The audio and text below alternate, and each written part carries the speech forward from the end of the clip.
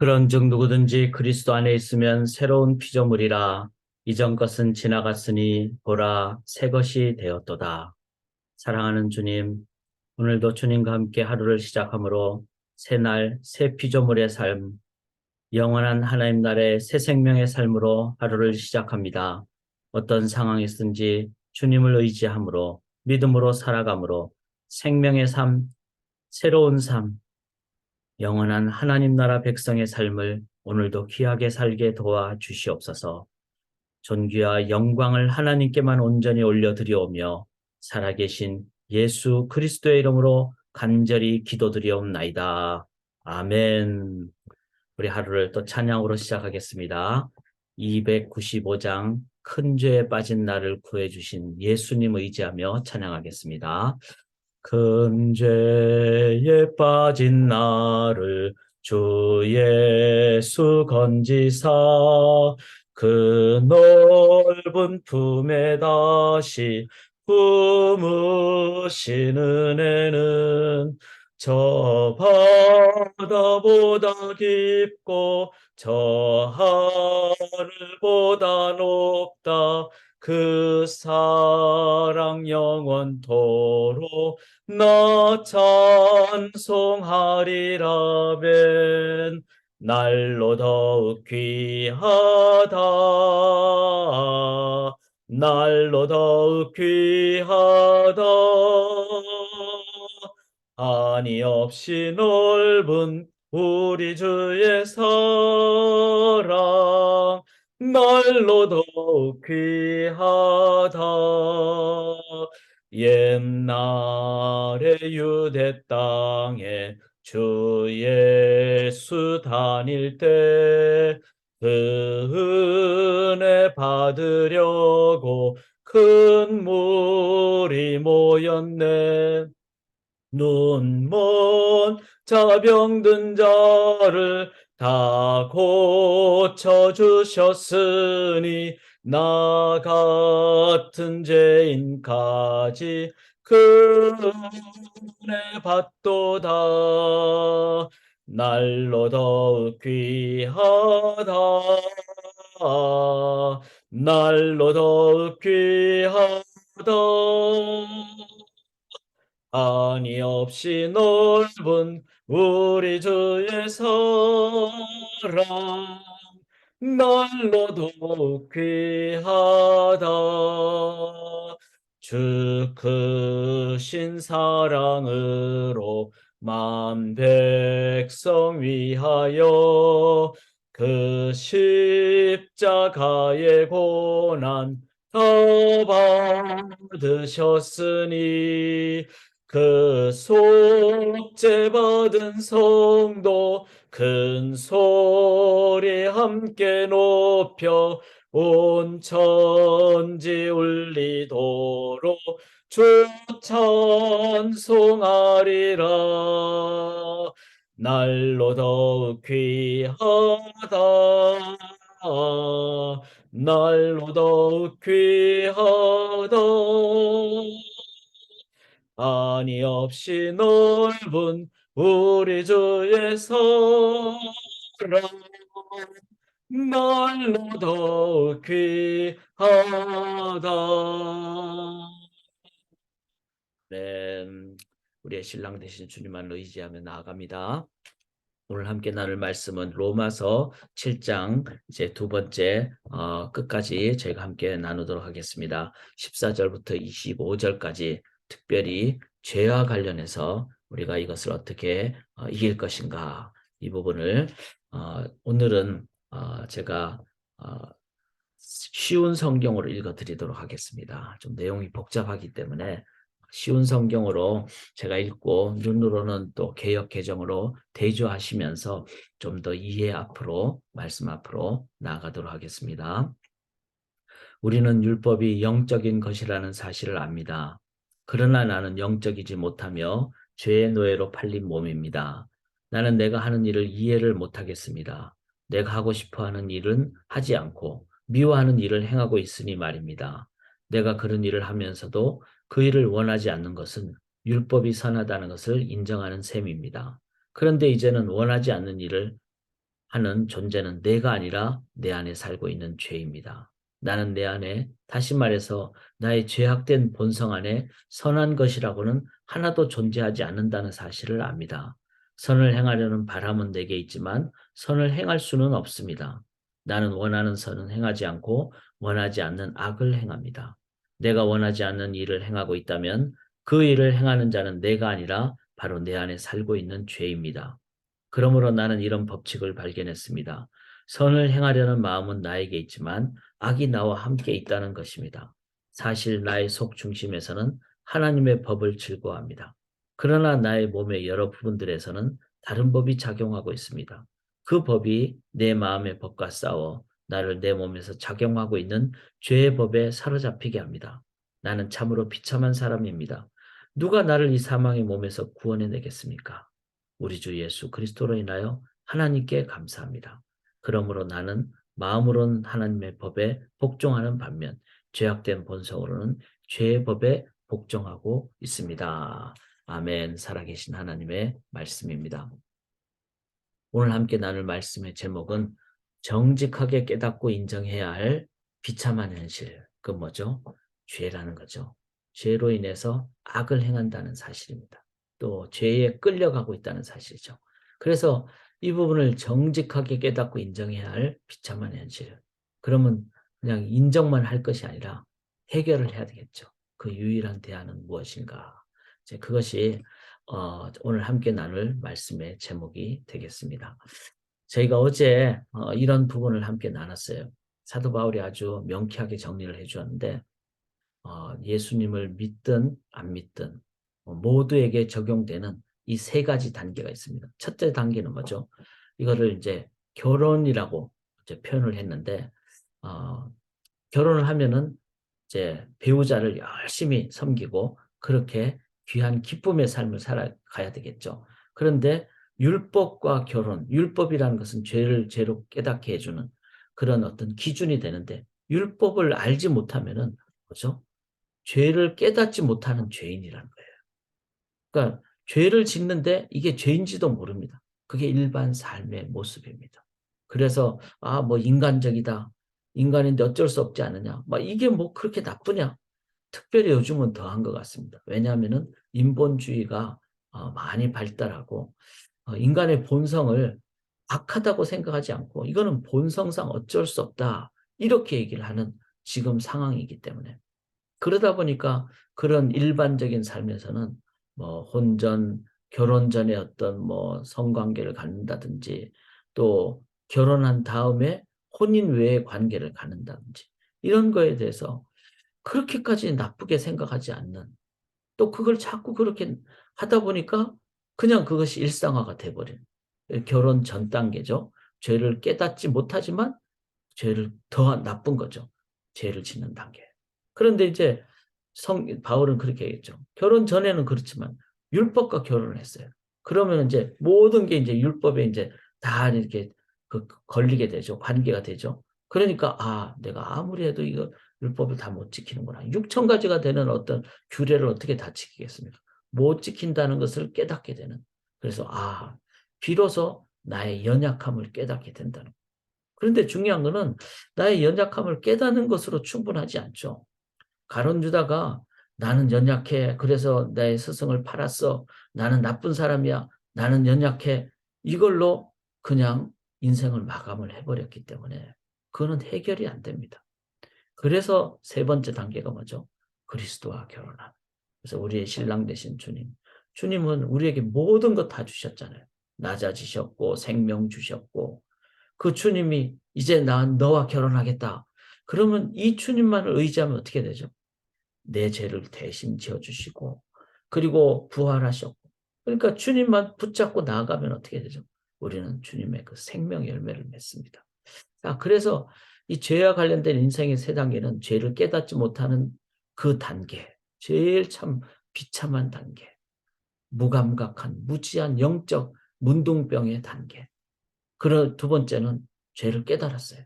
그런데 깨달았지만 이 불치병을 해결을 못하는 거예요. 그런데 불치병을 해결해 주신 신랑 되신 예수 그리스도. 이제는 해결의 단계가 됩니다. 자, 그러면은 결론은 났죠. 내가 어느 단계인지를 알아야 되겠죠.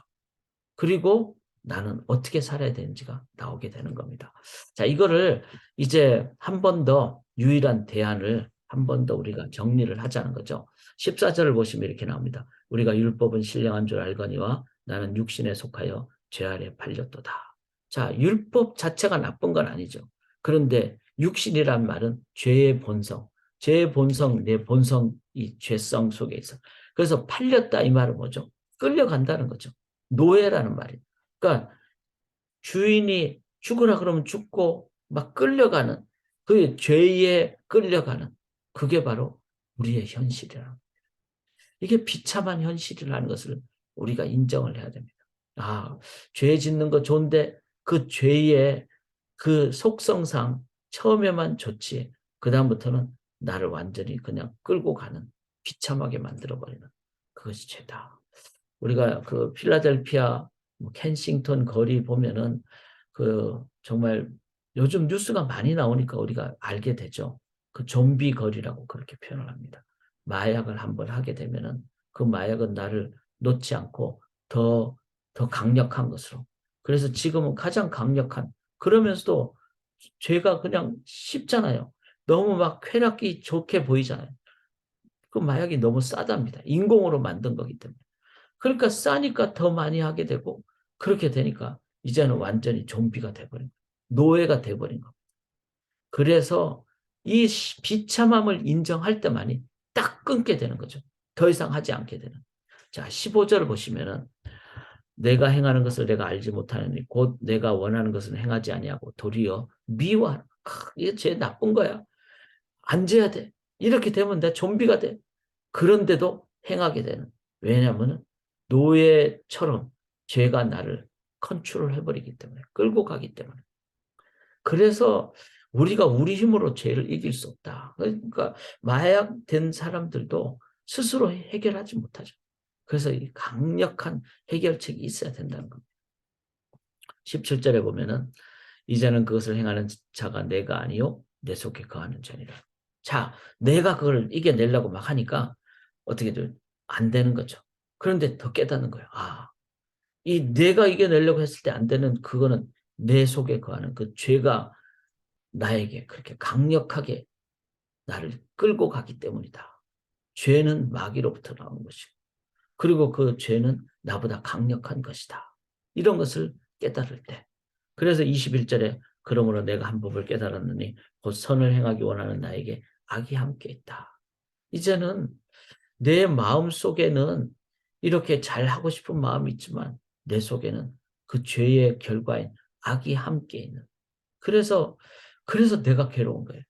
나는 이렇게 잘하고 싶은데 내가 하려고 하는데 안 되고 그런데 가만히 보니까 내 속에 있는 죄고 그 죄는 나를 악으로만 만들고 처음에는 막 좋아가지고 막 그렇게 한번 마약 한번 하면은 막 정신이 막 그냥 막 천국 간 것처럼 천국이 아니라 천국 간 것처럼 그렇게 해주니까 그런데 조금 지나면은 내가 이제는 중독이 돼버리는 그래서 악으로 인도함을 받는 그런 내 삶에 지금 이것이 공존하는 이런 삶이라는 거예요. 그러면 이 삶 상태는 맨 위에 이 세 단계 중에 어떤 단계일까요? 이 1번의 단계는 아니에요. 1번은 죄를 죄로 깨닫지 못하는 단계이기 때문에. 2번의 단계는 율법 때문에 죄는 깨달아요. 그리고 율법을 지켜서 내가 좀 잘해봐야 되겠다. 이렇게는 생각을 하지만 잘 안 된다는 거예요. 이게 선과 악이 공존하는 그게 유대인의 그 바리새인들의 모습이죠. 겉으로는 막 다 지키고 근데 속으로는 안 되는. 어쩌면 우리가 종교인으로 살면은 이 단계에 있는 거예요. 겉으로는 막 예배 드립니다. 막 착하게 살아야 됩니다. 이 세상에 악을 제거해야 됩니다. 그런데 속 사람은 그게 안 되는 거예요. 이게 바로 종교인이에요. 우리는 종교인이 아니라 신앙인, 복음에 합당한 사람이 돼야 됩니다. 어떻게 해야 될까요? 자, 24절 보시면은 오라 나는 공고한 사람이로다. 이 사망의 몸에서 누가 나를 건져내랴. 자, 피곤한 사람, 비참한 사람. 이거를 바울은 사망의 몸이라 그랬어요. 그러니까 이거는 내 힘으로는 절대로 못한다. 나는 죽는 존재다. 내 힘으로는 안 되는 존재다. 이거를 인정하는 것이 정말 중요합니다. 영적 피곤을 넘어서, 영적 비참을 넘어서, 영적 절망을 넘어서, 영적 나 자신에 대한 완전한 고백. 나는 아무것도 못하는 사람입니다. 자, 이럴 때 비로소 우리는 세 번째 단계인 예수 그리스도를 어떻게 대할까요? 주님 없이는 안 됩니다. 그래서 영접하는 자 곧 그 이름을 믿는 그 요한복음 1장 12절에 영접이 제가 수십 번 얘기했던 람바누란 람바누. 람반의 뜻이 뭐죠? aggressively lay hold of it. 아주 어그레시브하게 막 그 정말 그 에볼라 바이러스가 창궐했을 때 아프리카에 백신이 나왔을 때 백신을 공급할 때 사람들이 그거 안 맞으면 죽잖아요. 그 백신을 붙잡으려고 그렇게 aggressively lay hold 내 손을 내밀어서 붙잡는 그게 바로 예수 그리스도에 대한 나의 자세가 돼야 된다. 사도 바울이 이렇게 1단계부터 5단계까지 쭉 이끌어간 이유는 당신들 예수 그리스도를 그렇게 생각하냐고. 주님이 당신에게 유일한 대안이라는 것을 당신들 진짜 인정하시냐고. 이것이 사도 바울이 간절하게 외치는 것입니다. 사랑하는 여러분, 우리가 살면서 즐거운 일이 생기면은 주님 잊어버릴 때가 참 많아요. 그리고는 주일 되면 주님 앞에 또 왔습니다. 주님 만나러 왔습니다. 그리고 월요일부터 또 잊어버리고. 그 속에는 뭐가 문제가 있는 거죠? 이 다섯 번째 단계. 난 이 사망의 몸에서 누가 나를 건져내라. 이 죽음이 아니라는 거죠. 적당히 피곤하고 적당히 힘드니까 적당히 믿고 이게 아니라 우리는 예수님 없으면 죽는 존재다. 죽는 존재다. 이거를 사도 바울은 깨달았기 때문에 그 다음에 어떻게 고백합니까? 25절에 우리 주 예수 그리스도로 말미암아. 참 표현이 길죠. 우리 모두의 주님이라는 거예요. 주라는 거예요. 롤드라는 거예요. 이분 아니면 안 된다는 거예요. 예수, 인간으로 오신 분이에요. 그리스도, 메시아라는 거예요. 우리 주 예수 그리스도로 말미암아. 그런데 그 주님을 보내주신 하나님께 감사하리로다. 이게 유일하게 우리가 신랑 되신 예수님 앞에 고백해야 될 내용입니다. 왜냐하면 그런 적은 왜냐하면을 이해하는 게 더 맞아요. 내 자신이 마음으로는 하나님의 법을, 육신으로는 죄의 법을. 왜냐하면 우리의 상황이 내가 율법을 보면서 내가 잘 지키고 싶은데 하나님 좀 사랑하고 싶은데 근데 내 속에 거하는 죄가 악만 나타내고 있기 때문에 바로 이 두 번째 단계에 있는 우리의 모습이기 때문에 그래서 주님 아니고서는 안 됩니다. 우리 주 예수 그리스도로 말미암아 감사합니다. 이거를 뭐라고 표현을 하죠? 바로 늘 신혼의 삶이라고 표현하는 거예요. 저희 교회에 늘 신혼셀이 있죠. 늘 신혼셀. 결혼한 지 뭐 5년이 되고 6년이 되고 10년이 되고 이래도 그 셀의 이름은 늘 신혼셀이에요. 근데 그거는 부부의 뭐 늘 신혼 이거를 넘어서 우리는 주님과 늘 신혼 생활하고 싶다. 그런 셀이라고 합니다. 너무나 귀한 이름이죠. 우리가 신혼은 주님과의 신혼은 어떨까요? 안전하서나 주님 생각이고 주님 안 보면은 보고 싶고 막 주님 뜻이 무엇일까 구하고 주님 붙잡고 주님과 신혼하는 그거를 내 삶에 늘 신혼으로 살 때 주님 다시 오실 때까지 그렇게 살 때 우리들은 이 죄를 이길 수 있는 길입니다. 왜? 주님이 죄를 이기셨기 때문에 주님이 부활하셨기 때문에 사랑하는 여러분 우리가 이 예수 그리스도로 말미암아 감사하는 이 크리스찬의 삶 종교적인 삶이 아니라 신앙적인 삶 복음적인 삶을 저희가 이제 오늘도 개인 기도 시간에 주님과 깊은 교제하시고 나는 이제 주님과 내 신랑 대신 주님 손 꼭 붙잡고 갑니다. 팔짱 끼고 갑니다. 저는 우리 교회 신혼부부들이 많잖아요. 제가 제일 강조를 해요. 그들은 이제 손잡고 가는 거를 제가 볼 때가 많아요. 팔짱 끼고 갈 때 볼 때가 많고 제가 그러면 그러죠. 평생 이렇게 하라. 평생 이렇게 손 붙잡고 다니라고. 마찬가지입니다. 평생 주님과 손 붙잡고 평생 주님 팔짱 끼고 평생 주님과 다니는 그렇게 우리가 할 때 주님 때문에 우리는 죄를 이기는 그 능력의 삶을 살게 될 줄 믿습니다. 자, 시간을 많이 보내야 되겠죠. 주님과. 그게 바로 오픈 수련회입니다. 수련회는 2박 3일 동안 크리스찬스 who are they? 크리스찬 그들은 누구인가? 이제 오늘 저녁부터 오후 여러분 미리 오셔가지고 좀 거기 수련회장에서 기도도 좀 하시고 그리고 이제 7시부터 저희가 집회를 시작하는데 그 전에 뭐 5시 반부터 이제 등록을 받습니다. 그렇게 해서 여러분 우리가 이 주일 오후까지 2박 3일 동안 주님과 신혼생활하는 그런 귀한 생명의 수련회 그리고 평생 신혼생활 하시는 우리 성도님들 되시기를 주님의 이름으로 간절히 기원합니다. 주님 사랑합니다. 주님과 교제하기를 원합니다. 주님 손 꼭 붙잡고 기도하고 손 꼭 붙잡고 팔짱 끼고 주님과 동행하는 매일의 삶.